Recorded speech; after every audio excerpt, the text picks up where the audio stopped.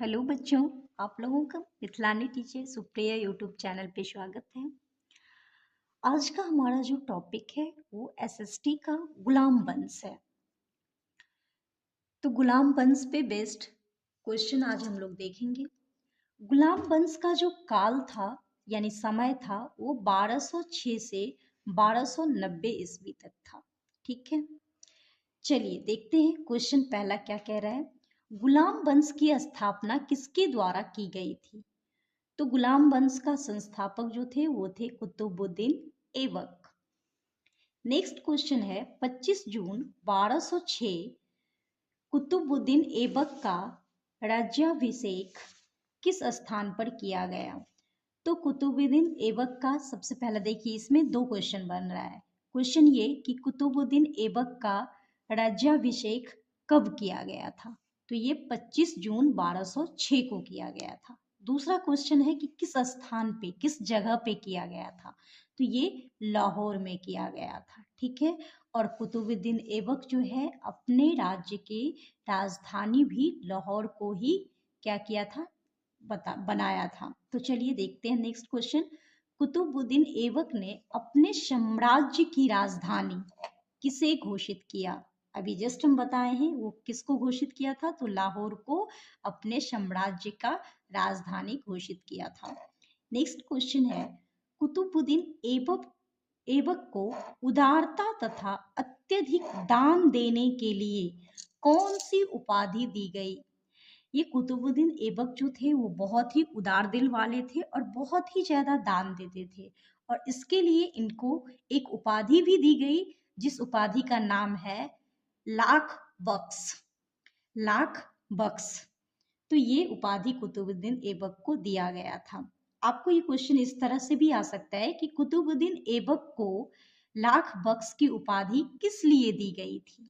तो ये उदारता तथा अत्यधिक दान देने के लिए दिया गया था। चलिए देखते हैं नेक्स्ट क्वेश्चन। भारत की प्रथम मस्जिद कुब्बत उल इस्लाम की स्थापना किसके द्वारा करवाई गई? तो ये कुतुबुद्दीन ऐबक के द्वारा करवाई गई। भारत का जो पहला मस्जिद था वो कौन, किस नाम से विख्यात है? तो कुब्बत उल इस्लाम, यही भारत में पहली मस्जिद बनी थी जो कुतुबुद्दीन ऐबक ने बनवाए थे। नेक्स्ट क्वेश्चन है अत्यंत सुरीली आवाज में कुरान पढ़ने के कारण ऐबक को किस उपाधि से नवाजा गया? ये जो कुतुबुद्दीन ऐबक थे वो कुरान को बहुत ही सुरीली आवाज में पढ़ते थे और इसके लिए उन्हें उपाधि से नवाजा गया जो उपाधि था कुरान ख्वां। कुरान ख्वां, तो ये याद रखिएगा कि इनको सुरीली आवाज से कुरान पढ़ने के लिए कुरान खां की उपाधि दी गई थी। नेक्स्ट क्वेश्चन है कुतुबुद्दीन ऐबक ने किसके नाम पर कुतुब मीनार का निर्माण प्रारंभ किया था?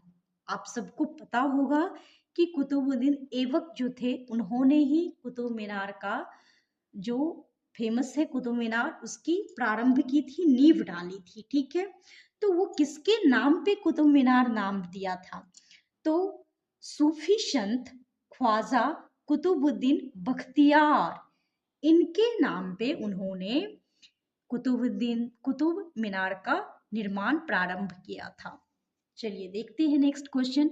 नेक्स्ट क्वेश्चन देखने से पहले एक क्वेश्चन है कि कुतुबुद्दीन ऐबक जो है उन्होंने कुतुब मीनार को प्रारंभ किया था, लेकिन इसे कंप्लीट किसने किया था? कुतुबुद्दीन ऐबक प्रारंभ किए थे लेकिन इन्होंने कुतुब मीनार को कंप्लीट नहीं कर पाए थे।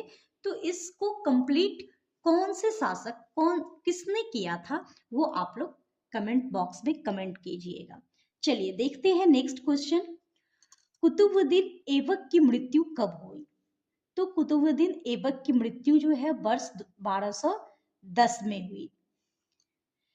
इल्तुतमिश सुल्तान बनने के पूर्व किस प्रांत का सूबेदार था? तो ये बदायूं प्रांत के सूबेदार था। नेक्स्ट क्वेश्चन है इल्तुतमिश ने 40 योग्य तुर्क गुलामों को मिलाकर किस दल का गठन किया? तुर्कान ए चहलगानी यानी कि चालीसा दल भी उसको कहा जाता था। तो ये 40 योग्य तुर्क गुलामों को मिलाकर उन्होंने एक दल बनाया और जिस दल का नाम रखे थे तुर्कान ए जहलगानी या फिर चलीशा दल भी उसको कहा जाता था। नेक्स्ट है मंगोल आक्रमणकारी चंगेल खां भारत के उत्तर पश्चिम सीमा पर किसके शासन काल में आया? तो ये इल्तुतमिश के शासन काल में आए थे। नेक्स्ट है वर्ष 1236 में दिल्ली सल्तनत की गद्दी पर बैठने वाली प्रथम व अंतिम मुस्लिम महिला शासिका कौन थी? तो ये रजिया सुल्तान थी। रजिया के सुल्तान बनने के पश्चात गुलाम याकूत को किस पद पर नियुक्त किया गया? अमीर ए आखूर। नेक्स्ट है रजिया सुल्तान के विद्रोही अमीरों ने रजिया की हत्या करवाकर किसे दिल्ली सल्तनत की गद्दी पर बैठाया? तो यह है बहराम शाह। नेक्स्ट क्वेश्चन है दिल्ली सल्तनत के किस शासक ने बलबन को नायब ए मुमालिकत पद पर नियुक्त किया? तो वो थे नसरुद्दीन महमूद। नसरुद्दीन महमूद ने दिल्ली सल्तनत के नासिरुद्दीन महमूद ने बलबन को नायब ए मुमालिकत पद पर नियुक्त किया। नेक्स्ट क्वेश्चन है बलबन को अलुग खां की उपाधि किसने प्रदान की थी? तो ये नसरुद्दीन महमूद ने ही उनको अलुग खां की उपाधि दी थी। नेक्स्ट है अपने विरोधियों के प्रति कठोर लौह एवं रक्त की नीति का पालन करने वाला सुल्तान कौन था? तो आंसर होगा बलबन। देखिए इसको आप शॉर्ट ट्रिक से भी याद रख सकते हैं। जब बात हो कठोर की, लौह की, रक्त की, तो जब रक्त और लौह की बात हो रही है तो रक्त से क्या होती है? बल बढ़ती है, ऐसे समझिए। तो बल से बलबन। ठीक है, जब रक्त की बात हो तो आप याद रखिएगा कि ये बलबन थे। कठोर लौह और रक्त की नीति का पालन करने वाला सुल्तान जो थे वो बलबन थे। नेक्स्ट है सीजदा एवं पैबोस प्रथा को अपने दरबार में प्रारंभ करने वाला सुल्तान कौन था? तो ये भी बलबन थे। नेक्स्ट है बलबन ने किस नाम से एक सैन्य विभाग की स्थापना की थी? तो इन्होंने दीवान ए अर्ज नाम के एक सैन्य विभाग की स्थापना की थी। नेक्स्ट है गुलाम वंश का अंतिम शासक कौन था? तो गुलाम वंश का अंतिम शासक जो थे वो शमसुद्दीन क्यूमर्स थे। नेक्स्ट है इल्तुतमिश द्वारा चलाया गया तांबे का सिक्का क्या कहलाता था?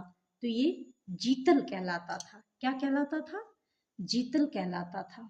तो यही सारे थे गुलाम वंश से रिलेटेड हमारा क्वेश्चन जिसको हम लोगों ने देखा।